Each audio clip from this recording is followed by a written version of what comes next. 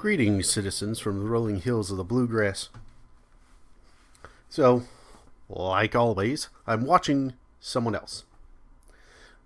In this case, it's Mr. Eric July. Great guy. He needs more people to see his content. And so, again, I'm probably preaching to the choir. You all know Mr. July. Great guy. So here's the point of all of this. And I'll put a link to the video that spurred this on. But when a libertarian or a non-statist says taxation is theft, there's a lot in there. Right? The surface level is the slogan. The easy to say chant that's very easy to go, aha, I know where that person stands. And that's the whole point of a slogan. We understand this.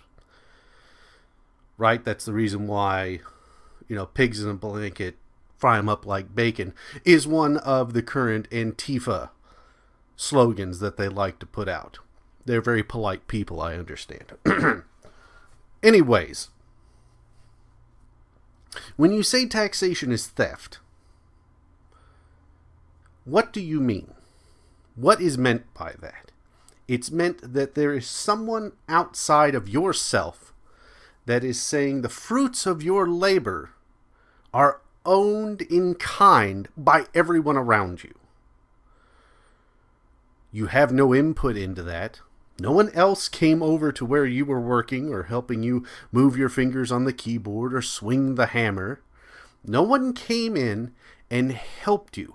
But whenever you're done and you hang the little sign on the door that says open for business or home is where the hearth is, or you stand up and stretch your back after planting that crop, that flower in the ground, someone then comes up with their hand out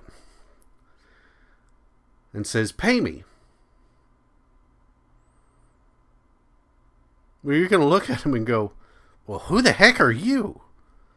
And then in the other hand, they show you a badge or a piece of paper or some kind of document saying, I'm from the government and I own part of what you just did. Even though I did nothing, I did nothing to add to your labor. I wasn't a multiplier to the effectiveness, because if I did help, it may have gotten done sooner and then you can go do something else. No.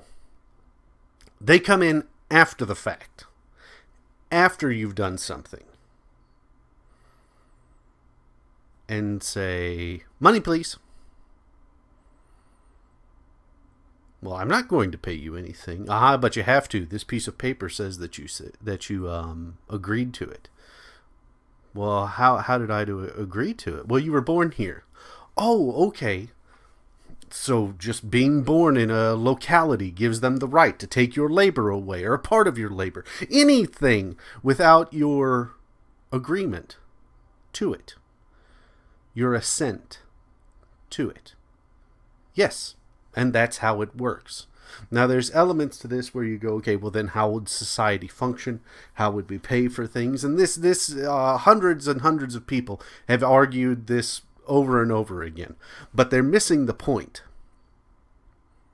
Is that the foundational issue, again, like in the video about Israel and Palestine, the foundational issue is not what's being discussed. Just like the rod is in the roots video. The argument tree. It's in the initial beginnings, the thing that is used to justify the reasons for their power to tax you. And what it says is that your labor is the property of everyone else.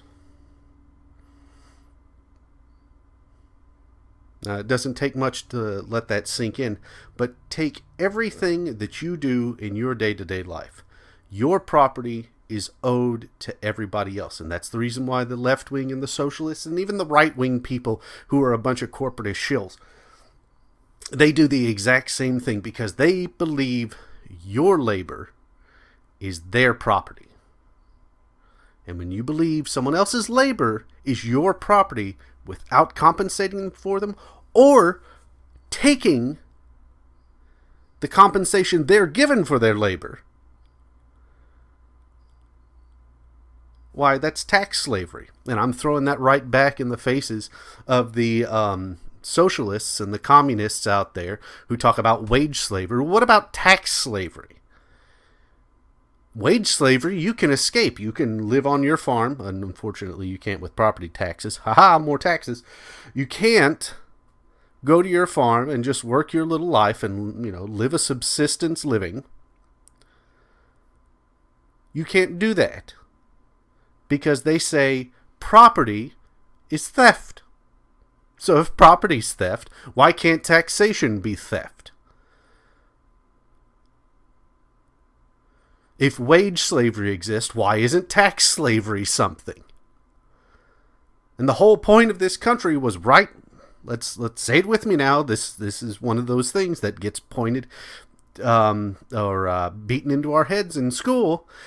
No taxation without representation. So now you get the representation and we can tax the snot out of you. And I don't remember that being kind of the point.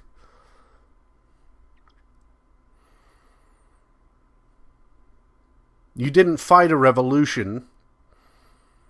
You didn't establish a new idea, an experiment based on old ideas, to then turn around and go back to the taxation system that had caused it in the first place. But that's evidently where we are. And you've got these MMT people have been trying to understand this.